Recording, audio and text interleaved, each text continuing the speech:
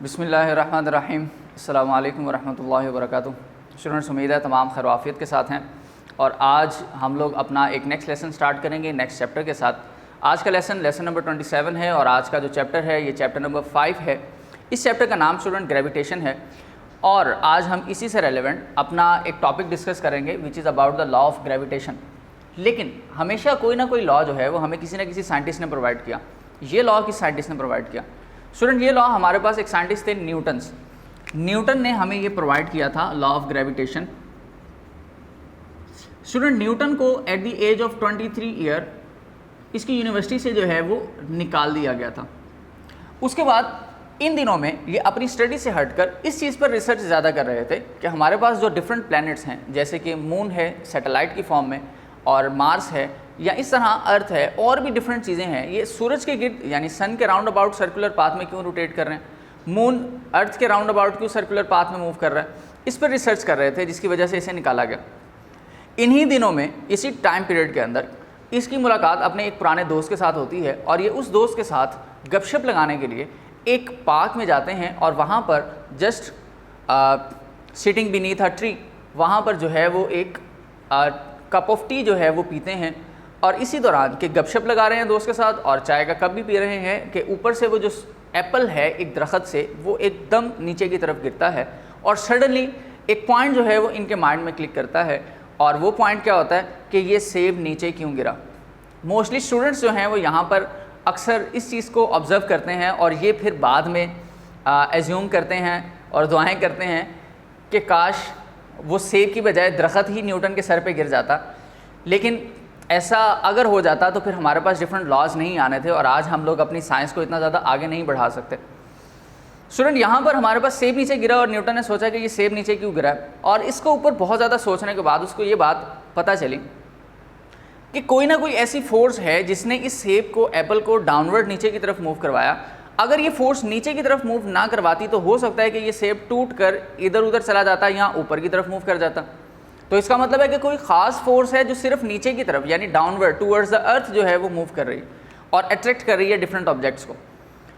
तो वहाँ पर फिर इसने इस फोर्स को नाम दिया कि this is a gravitational force and this is the force of earth that attracts the everybody in the universe. कि इस दुनिया में मौजूद हर चीज़ को, चांद, सितारे या डिफरेंट प्लैनेट्स जिसे हम कंसिडर करते हैं, इंसान जो इस दुनिया में इस ज़मीन पर मौजूद है, या डिफरेंट ऑब्जेक्ट्स जो हम इस ज़मीन पर रखते हैं, ये ग्रेविटेशनल फोर्स उसको अपनी तरफ डाउनवर्ड खींचती है।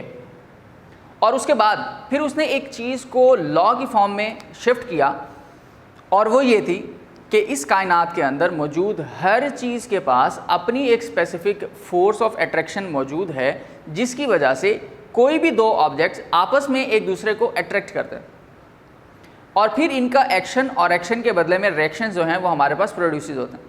तो यहाँ पर हम सबसे पहले अपने न्यूटन के लॉ ऑफ ग्रेविटेशन को एज्यूम करते हैं और ये हमारे पास लॉ ऑफ ग्रेविटेशन स्टूडेंट कुछ यूँ है। Everybody in the universe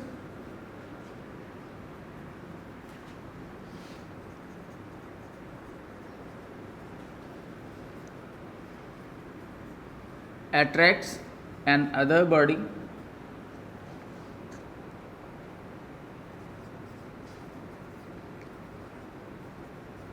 with a force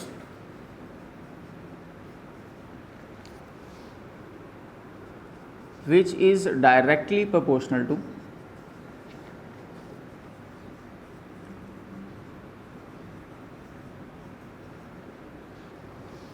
to their masses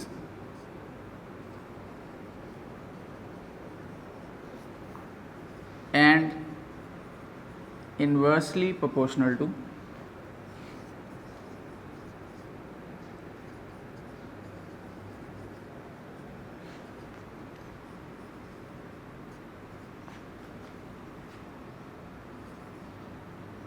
their distance. भी हम स्टूडेंट यहाँ पर मेंशन कर सकते हैं और रेडियस भी मेंशन कर सकते हैं। तो हम लिखते हैं to their square of radius और डिस्टेंस बिटवीन देम।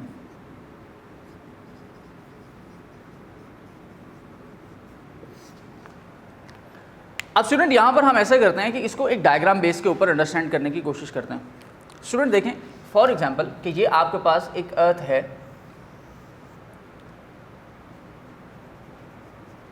और यहाँ पर आपके पास एक मून है जो एक स्पेसिफिक ऑर्बिट में इस सन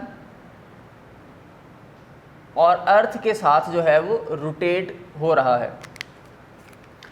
स्टूडेंट यहाँ पर जब देखा जाए तो ये मून हमेशा जो है वो अबाउट अ फिक्स एक्सिस इसी रेडियस पर ही क्यों मूव कर रहा है? क्योंकि यहाँ पर डाउनवर्ड ग्रेविटेशनल फोर्स है जो इस ऑब्जेक्ट को डाउनवर्ड नीचे की तरफ ज़मीन की तरफ खींचती है। इसी तरह मून की ग्रेविटेशनल फील्ड भी है, मून की ग्रेविटेशनल फोर्स भी है, लेकिन क्योंकि ज़मीन यानी अर्थ का जो मैस है हमारे पास वो लार्ज है बनिस्बत मून के, इस वजह से इसके पास जो फोर्स है वो ज़्यादा होगी मून की निस्बत। इस वजह से ग्रेविटेशनल फोर्स ऑफ अर्थ जो है वो इस पर एक्ट करती है।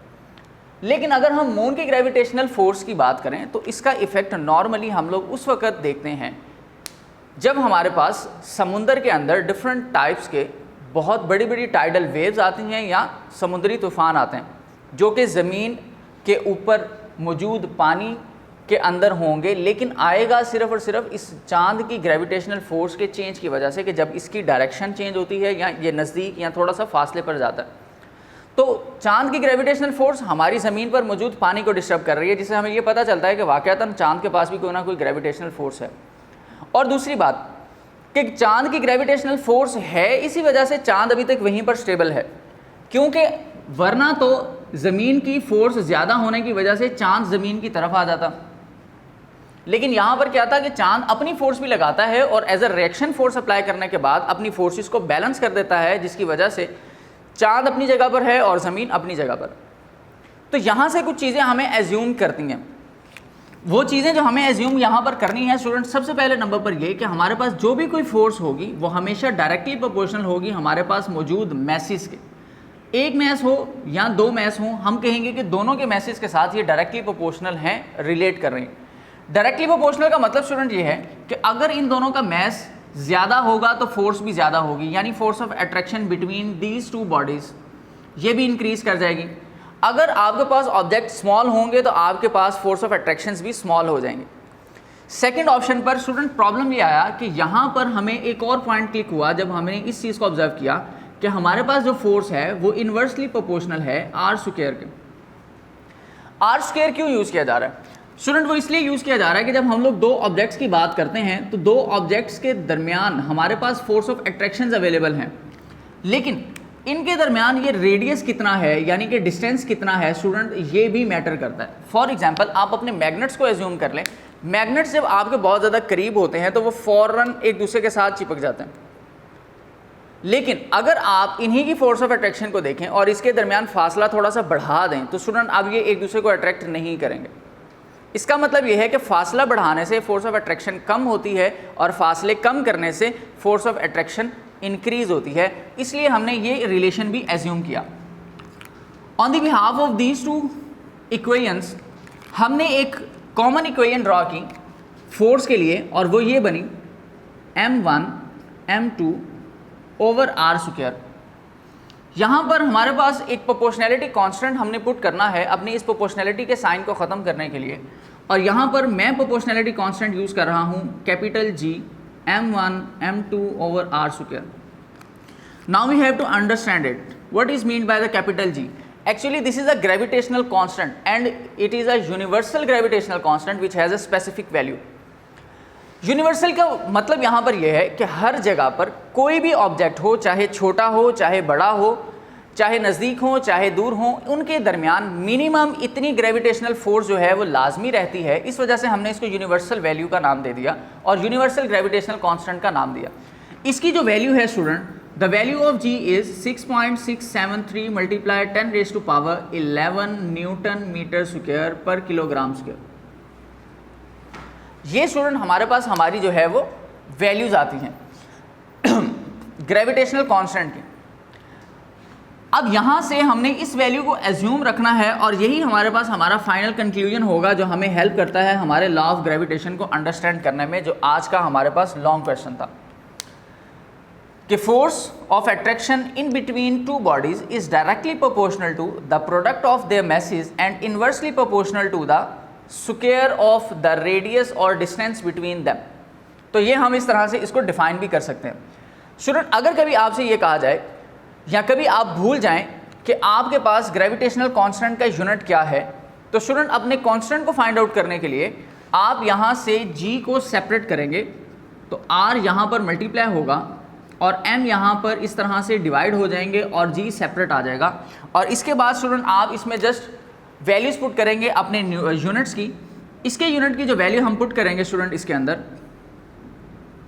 फोर्स के लिए न्यूटन, आर स्क्वायर यानी आर का मतलब है रेडियस या length between two points metre, और ऊपर वाला स्क्वायर एज इट इज़, और डिनोमिनेटर में केजी और kg, so kg square and it is written as Newton metre square पर किलोग्राम स्क्वायर।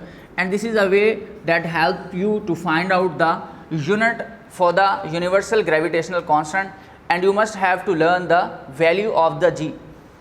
ये वैल्यू आपको याद रखनी है। और इसी तरह जैसे आपने पहले एक स्मॉल जी की वैल्यू भी याद की है विच इज़ 10 मीटर पर सेकेंड स्क्वायर, क्योंकि अब ये दोनों वैल्यूज़ आपको हेल्प करेंगी आपके न्यूमेरिकल्स के अंदर, ताकि आप अपनी वैल्यूज़ को डिफरेंट एरियाज़ के अंदर फाइंड आउट कर सकें। और बजाय इसके कि हम अपनी ज़मीन के मैस को फाइंड करने के लिए उसको किसी वज़न पे रख के, किसी जगह पे रख के ऑपरेटर्स के अंदर तोलें, जो कि हम नहीं कर सकते, हम फिज़िकली नहीं कर सकते, हम क्या करेंगे, न्यूमेरिकली उसको सॉल्व आउट करते हैं और mass of earth find out कर लेते हैं। तो उस चीज़ के लिए भी कि आपके पास ये वैल्यूज़ आपको याद होनी चाहिए और आपका ये जो फाइनल लॉ है फार्मूले का, ये भी याद होना चाहिए। ये आपका लॉन्ग क्वेश्चन था स्टूडेंट। लिखने का तरतीब जो है क्या है वो भी सुन लीजिए। सबसे पहले नंबर पे आपको डेफिनेशन लिखनी है लॉ ऑफ ग्रेविटेशन की। लॉ ऑफ ग्रेविटेशन के बाद आप एक्सप्लेनेशन की हेडिंग देते हैं। एक्सप्लेनेशन के अंदर आप न्यूटन का थोड़ा सा इंट्रोडक्शन देते हैं कि न्यूटन ने हमें ये लॉ डिस्क्राइब किया। उसके बाद आप अपनी इसी डिटेल को एक्सप्लेन करते हैं जो आपको आपकी बुक के सेकंड पेज पर मिल जाती है, जहाँ से वो स्टार्ट करते हैं consider a body of mass m1 and m2। यहाँ से आप स्टार्ट करके नेक्स्ट पेज का ये जो पैराग्राफ है वहाँ तक आप इसे कंप्लीट करेंगे। एक्सप्लेनेशन में डायग्राम बनाएंगे और मैथमेटिकल एक्सप्रेशन आप लिखेंगे जो ये फार्मूला हमने ड्राइव आउट किया, और लास्ट में आप हेडिंग देंगे यूनिट की और आप ये यूनिट भी फाइंड आउट कर सकते हैं। तो ये आपके पास आपके लॉन्ग क्वेश्चन की हेडिंग्स होंगी जो आपको हेल्प करती हैं इसको लिखने के अंदर।